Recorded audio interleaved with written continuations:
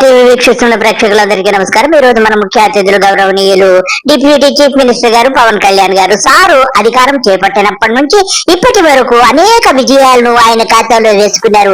ముఖ్యంగా అధికారం చేపట్టిన మొదటి రోజే మేనిఫెస్టో హామీపైనే పవన్ కళ్యాణ్ గారు తొలి సంతకం చేశారు. అంతటి గొప్ప గనులు, కానీ ఆచరణలో మాత్రం శూన్యం. మేనిఫెస్టో అదేనండి, సూపర్ 6 మేనిఫెస్టో కేవలము సంతకం వరకే మిగిలిపోయింది. ఆ తర్వాత దాని గురించి సమీక్షలు గాని ఏమీ గాని చేయలేదు. వారు చేసింది ఆయన డిపార్ట్మెంట్ సమీక్షలు చేశారు. ఏవో ఉపాధి పథకాల కింద ఏదో 2019 ఏదో ఇచ్చారట, అవి కంప్లీట్ చేశారు. ఎంతసేపు సమీక్షలు చేసుకుంటూ 2 నెలల కాలం చక్కగా గడిపేసినటువంటి ఘన చరిత్ర మన పవన్ కళ్యాణ్ గారిదన్నమాట. పవన్ కళ్యాణ్ గారు మేనిఫెస్టో అమలు పైన తొలి సంతకం చేశారు, గాని బాబు గారు దాని మీద చేశారో లేదో మనకి తెలియదు. మొదటిది ఏంటండి, యువతకు 20 లక్షల ఉద్యోగాలు. ఎక్కడిచ్చామయ్యా పవన్ కళ్యాణ్, ఒక్కసారి చెప్పు ఒక ఉద్యోగం. ఇకపోతే 3,000 రూపాయల నిరుద్యోగ భృతి. రెండవ పథకం ఏమిటంటే, స్కూల్కి వెళ్లే ప్రతి విద్యార్థికి ఏడాదికి 15,000 రూపాయలు. దాని పేరే తల్లికి వందనం అని చెప్పి అందరికీ పంగనామాలు పెట్టిన చరిత్ర మీది. ఇకపోతే మూడోది, ప్రతి రైతుకు ఏటా 20,000 రూపాయల ఆర్థిక సాయం అని చెప్పి 5 పైసలు కూడా సాయం చేయనటువంటి ఘన చరిత్ర బాబు గారిది, అయ్యగారిది అన్నమాట.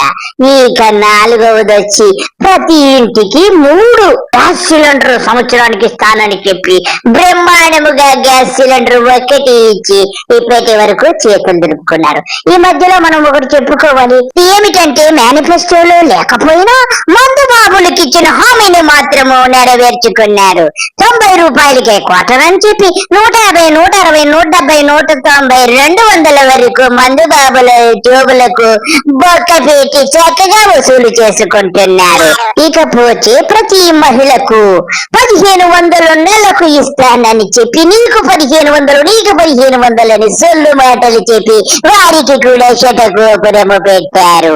ఇక 5వది, ఉచిత ప్రయాణము, ఉచిత బస్సు ప్రయాణమని అందరి మహిళలని ఊరించి ఊరించి ఊరించి చక్కగా దానికి కూడా చక్కటి పంగనామాలు పెట్టినటువంటి ఘన చరిత్ర ఈ గూటాల కూటమి ప్రభుత్వం అని చెప్పక తప్పదు.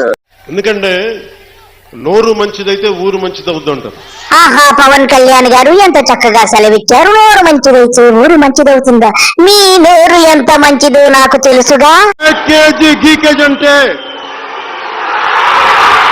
తప్పు తీసుకొని పళ్ళు రాళ్ళ కొడతాను కొడకల్లారా, ఒక్కొక్కడికి చెప్తున్నాను. అయ్యగారికి పదవి లేనప్పుడు కొడకల్లారా అనే మాటలు తప్ప ఏమీ రాలేదు. ఇప్పుడు మాత్రం సభ్యత సంస్కారాల గురించి చెప్పుతుంటే దెయ్యాలు వేదాలు వల్లించినట్టుగా ఉంది. నేను ఒక అధికారి దగ్గరికి వెళ్ళి మీకు నీటికి రావాలి అంటే చొక్కా పట్టుకుని బూతులు తిడితే ఎవరు మాట్లాడతారు? నిజమే సార్, బూతు అనే పదానికి మీకు అర్థమే తెలియదు. అసలు బూతు అనే పదమే మీరు వినలేదు. అంతటి గొప్ప చరిత్ర కలిగిన వారు ఏమైనా మాట్లాడతారు సార్. మాట్లాడాలి, వాళ్ళ కష్టం కూడా అర్థం చేసుకోవాలి, వారి కష్టాలను కూడా అర్థం చేసుకునే మాట్లాడారు. ప్రప్రథమంగా మీకు ఇచ్చిన హామీలు, పదవిలో లేనప్పుడు మాత్రం అధికారులందరూ కుక్కల్లా కనపడారు. పదవి వచ్చేటప్పటికి అధికారులను అర్థం చేసుకోవాలి. అంటే నీకు పదవి ఇస్తే ఒకలాగా, ఎదుటి వాడికి పదవి ఉంటే ఒకలాగా. ఎంత నయవంచకుడు అయ్యా నువ్వు. ఏమన్నారు పవన్ కళ్యాణ్ గారు? మేనిఫెస్టో గురించి మాట్లాడుతున్నారా? మీకు అసలు మేనిఫెస్టో గురించి మాట్లాడే అర్హత ఉందా? అయినా మీరు ఇప్పుడు ఎందుకు అమలుపరుస్తారు? 4 సంవత్సరాల 9 నెలల కాలం అయిపోయాక అప్పుడు మేనిఫెస్టో వైపు గాలి మండుతుంది ఓట్లు దండుకోవడానికి. ఇలా ప్రజలందరినీ మోసం చేసి ఎందుకయ్యా నీకు నీ బాబుకి అసలు మేనిఫెస్టో అనే పదం ఏమన్నా గుర్తుందని ప్రజలందరూ అడుగుతున్నారయ్యా. తాగునీరు, సాగునీరు, విద్య. నేను మేనిఫెస్టో గురించి అడిగితే మెడ అలా తిప్పుకొని తాగునీరు సాగునీరు అని సొల్లు కబుర్లు చెబితే ఎలా పవన్ కళ్యాణ్ గారు? వైద్యం, ఉపాధి అవకాశాలు. అదిరిపోలా, మిమ్మల్ని నేను బాగు చేయలేనురా.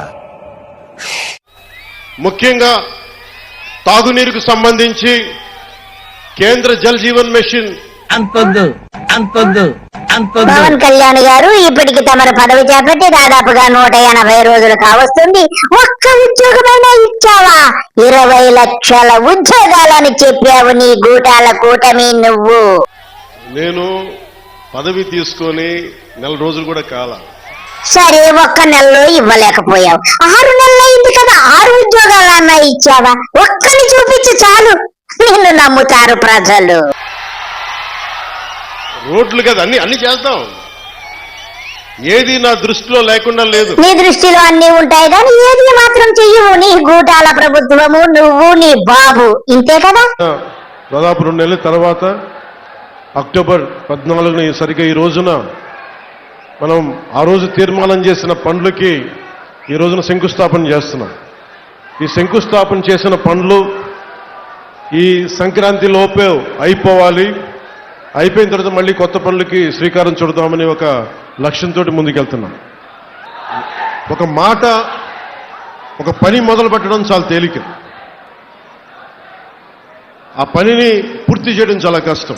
బాబు, శంకుస్థాపన చేయడమే ముందు ఒక రాయేసి ఓ చెంచాడు ఏమిటో సిమెంట్ వేస్తే సరిపోతుంది. ఊరుకోవయ్యా, ఇవన్నీ సంక్రాంతికి పూర్తవుతాయా? ఎవడైనా డాషుతో నవ్వుతారు. ఈ సంక్రాంతి కాదు, 10 సంక్రాంతులు అయినా కానీ నీ పనులేమీ అవ్వవు.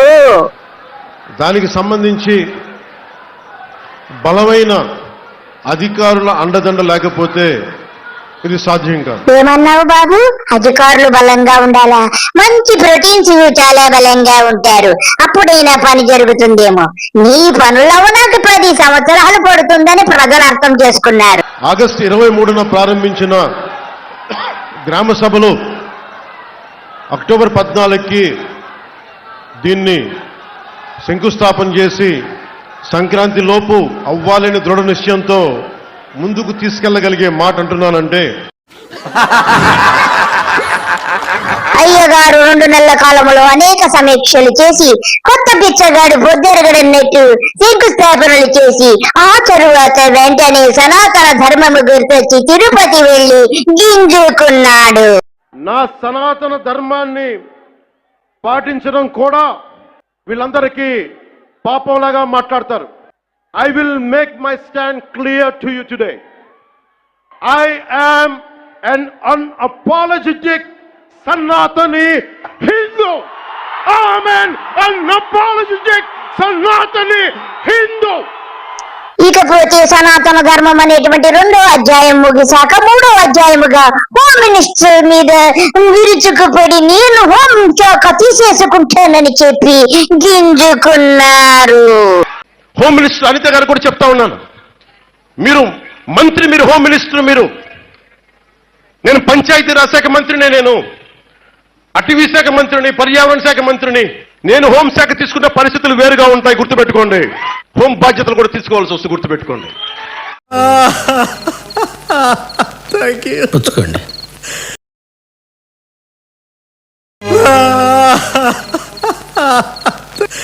నేనేం పాపం చేశాను, నాకే ఇన్ని కష్టాలు వచ్చాయి. కుక్క పిల్ల నడు రోడ్డు మీద వదిలేస్తారా? స్వామి ఆంజనేయ తెల్లవారుజామున 10 గుడికి వచ్చేస్తాను, దీన్ని మర్చిపోయేలా చేసేసి. 3వ అధ్యాయం ముగిశాక 4వ అధ్యాయముగా కాకినాడ పోర్టులో స్మగ్లింగ్ రైస్ అనేటువంటి అధ్యాయానికి తెరతీశారు. అలాగే డ్రగ్స్, గాంజా అని చెప్పి కూడా చక్కగా గింజుకున్నారు. నేషనల్ సెక్యూరిటీకి మీరు ఒక పోజింగ్ యాజ్ ఎ థ్రెట్. నిన్న ఆఫీసులో కూడా వస్తానంటే లేదు సార్, 10,000 మంది జీవితాలు పోతాయి సార్. ఏంటి 10,000 మంది జీవితాలు పోయాయి? కోర్టు ఉన్నదేంటి? మీరు కూర్చోబెట్టి స్మగ్లింగ్ చేయడానికి. Seize the ship. If any pressure comes from central government will see. Will write a note to home ministry, send a note to DGP గారు. ఇలా ఉంది, ఒకటే చెప్పండి, this Kakinada port for smugglers and the state of Andhra Pradesh is a major supply for ganja. Export and import of drugs is rampant here,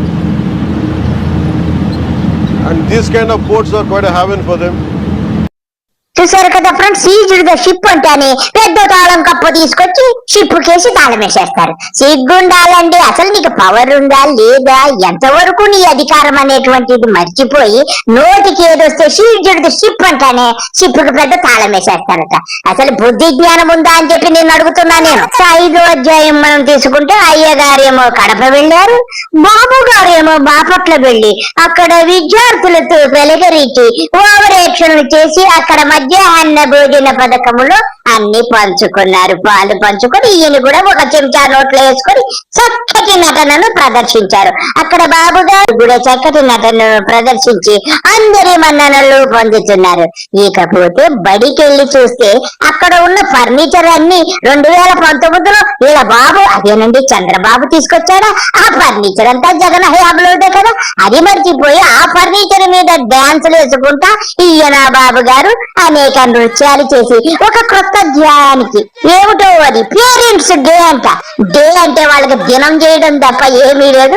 వారికి ఇవ్వాల్సిన పథకాలు ఇవ్వడం మానేసి ఈ సొల్లంతా చెప్పి నేను డ్రగ్స్ అంటాడు, ఇంకొకడేదో మాట్లాడతాడు. ప్రోగ్రెస్ కార్డు ఇచ్చేశారట. ప్రోగ్రెస్ కార్డు మడిచి ఊహలో పెట్టుకోవాలో ఏమిటో బుద్ధి జ్ఞానం లేదండి. ఇక అయ్య గారి విషయానికి వస్తే ఆయన ఏ ఎండ కాగొడుగు అన్నట్టుగా ఆయన మతమైతేనేమి కులమైతేనేమి ప్రతి దాంట్లో రంగులు మారుస్తూ ఊసరవెల్లి కంటే అసహ్యంగా ఉన్నాడని చెప్పుకోవటంలో ఎంత మాత్రం అతిశయోక్తి లేదు. ఇతని యొక్క ఊసరవెల్లి చేష్టాలన్నీ ఒక్కసారి ఓపికతో చూడండి friends. Sanatani Hindu amen unapologetic Sanatani Hindu. నా కులం ఉంది, నాకెక్కడో మతం ఉంది. నా కూతురు క్రిస్టియన్ అబ్బా. నా కూతురు తల్లి తన మతాచారం ప్రకారం నా కూతుర్ని రష్యన్ ఆర్థడాక్స్ చర్చ్లో బాప్టైజ్ చేస్తానంటే సంతోషంగా చేయించమన్నాను. ఎందుకంటే నాకు భగవంతుడు ఏ రూపంలో నాకు ఒకటే భగవంతుడు సార్. నా కూతురు క్రిస్టియానిటీ పుట్టింది, జీసస్ ని పూజిస్తుంది. అయ్యగారు ఒక్కసారి ప్రత్యేక హోదా గురించి వివరించండి. माननीय वेंकैया नायडू जी, आप और आपके बीजेपी पार्टी ने मिलके दिया दोनों हाथों में लड्डू, बहुत बड़ा मोतीचूर का लड्डू. 3-4 సంవత్సరాలుగా స్పెషల్ స్టేటస్ ఇస్తాం తీపి కబురు వస్తుంది అంటే 2 లడ్డూలు ఇచ్చారు. ఏం నాయనా లడ్డూ తింటావా అని. అరే ఒక 3 సంవత్సరాలుగా మీరు ఇచ్చిన ఈ పాచిపోయిన లడ్డూలు ఎవరికి కావాలి? మీ లడ్డూలు కంటే మా బందర్ లడ్డూలు చాలా బాగుంటాయి కదా. మన కాకినాడ తాపేశ్వరం కాజాలు ఇంకా బాగుంటాయి కదా. చెప్పండి వాళ్ళకి ఒకసారి చెప్దాం. ఇకపోతే మీ బాబు అదేనండి చంద్రబాబు ముఖ్యమంత్రి గారి విజన్ గురించి చెప్పండి. 20 లక్షల ఉద్యోగాల్లో ఇప్పటి వరకు నువ్వు నీ బాబు ఎన్ని ఉద్యోగాలు ఇచ్చారో కూడా చెప్పు. ముఖ్యమంత్రి గారు విజన్ 2020లో 2 కోట్ల ఉద్యోగాలు అంటే అప్పుడే సరదాగా చెప్పారు. నిరుద్యోగం పాల్గొలుతున్నారు కదా, 2 కోట్ల ఉద్యోగాలు ఇస్తా ఉన్నారు. అదే విజన్ 2020 ఇంకా బాగా చేస్తారని చెప్పారు. మళ్ళీ ముఖ్యమంత్రి బాబు వస్తే జాబ్ వస్తుంది అన్నారు కదా, ఏమంటారంటే ఆ పెద్ద ఆయన చెప్పింది ఒకటే మాట అన్నారు, జీలకర్రలో కర్ర లేదు, నేతి బీరకాయలో నెయ్యి లేదు, బాబు జాబు లేదని చెప్పారు. నేతి బీరకాయలో ఎలా నెయ్యి లేదు, నీలో కూడా అసలు విషయమే లేదు. నీలోను నీ బాబులోను విషయం లేదు. మీరందరూ కూడా అందరికీ శటగోపరం పెట్టి అబద్ధపు హామీలు ఇచ్చి అందరి దగ్గర ఓట్లు దండుకొని పాలన చేస్తున్నావు. సిగ్గు లజ్జా ఉంటే ఒక్కసారి నీ పాత వీడియోలు చూసుకోవని నా రిక్వెస్ట్. ప్రతి పార్టీ నాకు తెలుగుదేశం పార్టీ కానీ భారతీయ జనతా పార్టీ కానీ అందరూ చెప్తారు మిమ్మల్ని చంద్రబాబు నాయుడు గారు వాడుకొని వదిలేస్తారు. నాకు తెలియదా ఆయన మిమ్మల్ని దెబ్బ కొట్టేస్తారని అంటారు. నాకు తెలియదా చెప్పాలి అలాగే. ఇవన్నీ తెలియకుండా మీ రాజకీయాలకు వస్తావా? ఎవడో బుద్ధి లేని వాడు అలాగానే ఉంటాడు. పెద్ద పట్టించుకోకు. నీ గురించి నాకు బాగా తెలుసు కదా. ఏ ఎండ కాకూడదు. నీకొక నీత జాత ఏమన్నా ఉందా చెప్పు.